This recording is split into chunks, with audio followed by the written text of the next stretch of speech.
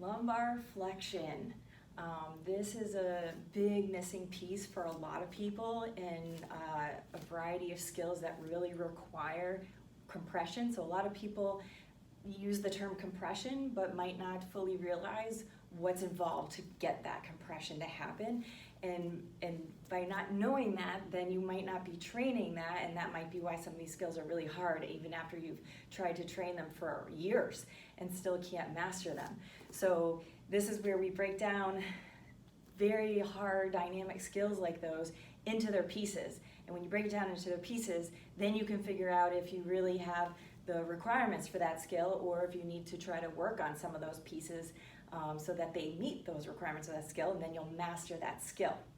So one of the big pieces I'm finding for a lot of aerial students, I've been working with beginner to aerial instructors and handstand instructors, and lumbar flexion seems still a little bit misunderstood, and therefore folks aren't really training it. And I think also spine stuff, people have been sort of scared out of training it to some degree, and but that's not helpful, because if we don't train the spine properly, that can lead to issues. So we really need to rethink this and start adding some of these back into our training plans and our thought processes.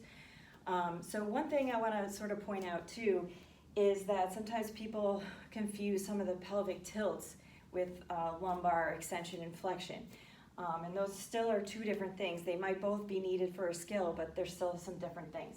So for example, I'm somebody, my body type, I like to hang out in an anterior pelvic tilt and some lumbar extension. That's how my body is. But once I know that, then I know how I need to work with it. But for a period of time, when my instructors would try to cue me on some things, and they'd say posterior pelvic tilt, and I would just, okay, I tilt. And I thought I was tilting a lot, but I wasn't tilting enough in a posterior pelvic tilt. Because I wasn't finding the end range of my posterior pelvic tilt, because it felt so far away. So I thought that I was doing like enough, but I wasn't doing nearly enough. So you could be hearing cues and responding to cues, but it still might not be enough, because sometimes we're so disconnected from our body that I thought that that was the full posterior pelvic tilt, because I hadn't been training some of it and not knowing that that really was. And so for somebody that's already in an anterior pelvic tilt situation like me, that posterior pelvic tilt seems like a foreign land, far away, until I start to train it, and then I really start to understand my end range anterior pelvic tilt and my end range posterior pelvic tilt. Similar idea with lumbar flexion. So sometimes people mistake lumbar flexion for a posterior pelvic tilt. So they'll just tilt their spine and think that they're doing lumbar flexion, versus go into a posterior pelvic tilt and then add some flexion back here. Those are different, and they make a big difference in a lot of the skills. Somebody could be the opposite of my body type and hang out in a posterior pelvic tilt. That still doesn't mean that they have the strength required to hold a posterior pelvic tilt, or that doesn't mean that they still understand what the lumbar flexion part of adding to that is.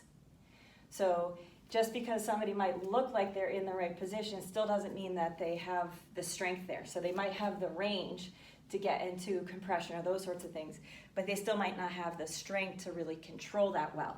And so you'll see that sometimes when people are using a lot of momentum in their skills, they might have the range, but they're using the momentum to try to get there instead of having strength and control to get there and come out of it slow and controlled and safely.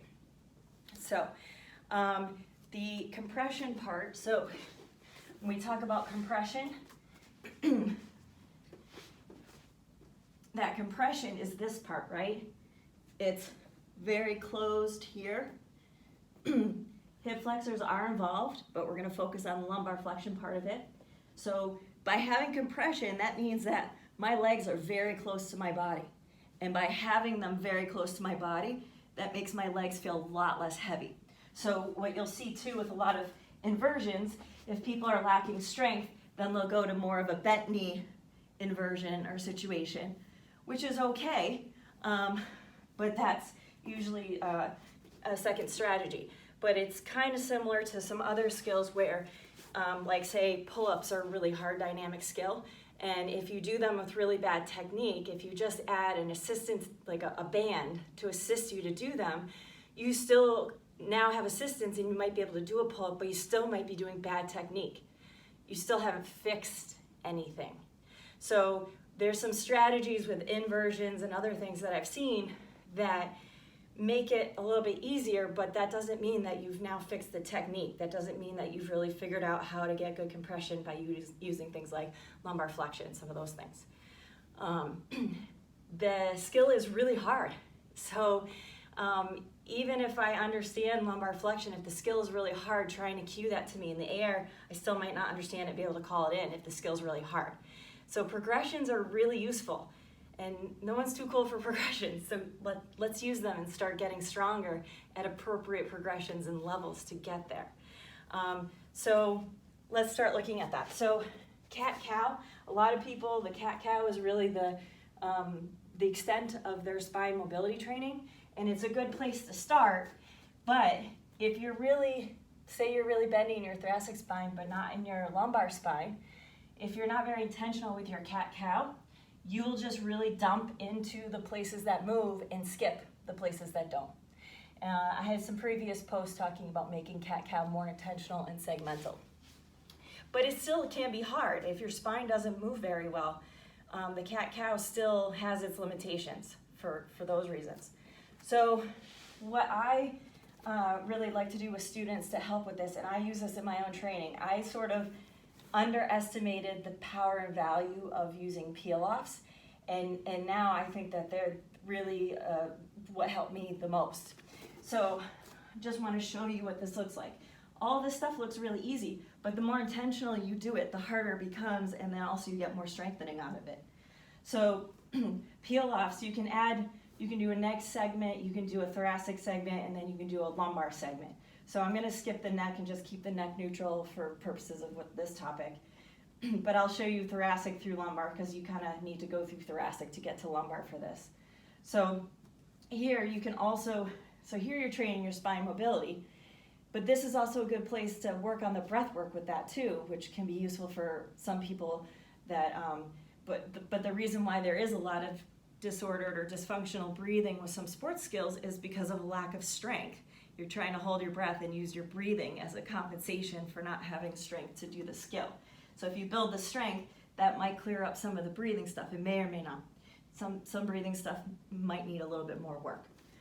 But a way you can think about it is taking a deep inhale to belly sides back, 360, and then exhale. When you go to exhale, think about driving your back, driving it down into the ground, and slowly, segmentally come up through your thoracic spine. I'm using the floor as feedback. This is what's different than the CatCow. So by using the floor for feedback, I can now feel and get in tune with my spine and really find and maximize that flexion of my thoracic spine. And by doing that, that is what is lifting me up off of the floor. So instead of, a lot of people cue curling in the front, but if you don't have that ability and it's hard for you to find, that cue might not work. It didn't work for me, quite honestly. What works for me more is thinking about driving my spine into the floor, and that pops me up. And then you can pause at the end of the thoracic, take an inhale deep to 360, and then as you start to exhale, do the same thing through the lumbar spine and try to really maximize that lumbar flexion. And you're going to work in a pain-free, pinch-free range. And then when you get through that, you're going to still focus on slow and controlled, using your spine to lower. Some people just drop, so lowering that really slow and controlled is really useful to come back down. And then you only go up as far as is pain-free, pinch-free for your spine. For lumbar spine, you could add a little bit of assistive on this, but you don't crank on your spine. But you can go do the inhale, then exhale, and start to come up through thoracic, slow and controlled, and then do the inhale, exhale to start the lumbar. Use a strap, or you can gently give a little assist to try to come up, but only come up to about there, and then slow and controlled down is fine.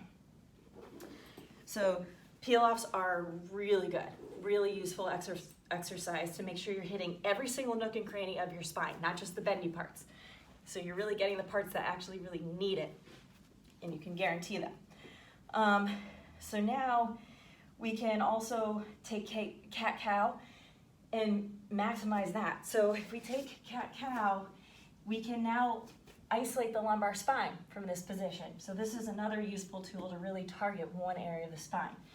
So there's some options for this. One option is to come down to the elbows, and then some people might hang out here because this might be a comfortable position for their body. Some people might be able to go a little bit further by tucking their head and putting their hands behind their head. Everything's in a pain-free, pinch-free range. So what this position does is it locks down our upper spine. So if you are really bending your upper spine, you need to lock that down so you can now make sure you can do some work for the lumbar spine. And then we bring our hips slightly forward. Here you can start with just doing pelvic tilts, really finding the end range of both anterior pelvic and posterior pelvic tilts. And that's going to train your mind-body to help you understand where your body is in space and understand what the end range really feels like. Then you can start to add lumbar flexion and extension. So here I'm starting in an anterior pelvic tilt and lumbar extension. And now I can do basically the CatCow, but now it's really focusing on lumbar spine. So I tuck the pelvis under, and now I can also put a hand up here on my back for cueing, just like this is the floor, to push up into and try to go slowly up one by one. And then I can reverse that, untuck the hips, and then actively push lower abs towards the ground to get into that extension. So this is a good position, however, it's still very easy to compensate in this one. So what I see a lot of people do with this is they try to really skip the lumbar spine. They don't want to use it. They've never used it, so they don't feel comfortable using it, or maybe they have previous history of issues with the back and are a little bit apprehensive to use it. So, but we need to find it and use it and strengthen it so that it can participate in the skill. So what I tend to see for this one is instead of people going into lumbar flexion, they'll just lean forward. And then instead of going into lumbar extension, they just lean back. So there are some setups that I use to limit that or help people monitor themselves better with that. But another option for that situation, and I've worked with some high-level aerial students that really did those compensations. They were subtle, but they were definitely there. And it was definitely a reason why they were struggling with some of their skills. So instead, you can take something like a chair, line up the bottom of your ribs to the chair, and then try to hold the chair wherever you can to stabilize, and then do that same idea, but now you won't be able to lean forward or back. You'll lock yourself down and or you'll feel yourself better if you're doing that. So now I can do that anterior pelvic tilt, and then think about tucking my hips under and pushing my spine up. And you can still put a hand back here for feedback. You could also take a strap, like a band or a strap, and tuck it under your knees for feedback to push up into. And that really helps people maximize it. Okay? So those are some really good options to really start to find it and feel it. And then, now that we got the spine moving a little bit, now we want to add more of the strengthening components to it by doing isometric contractions. So let's look at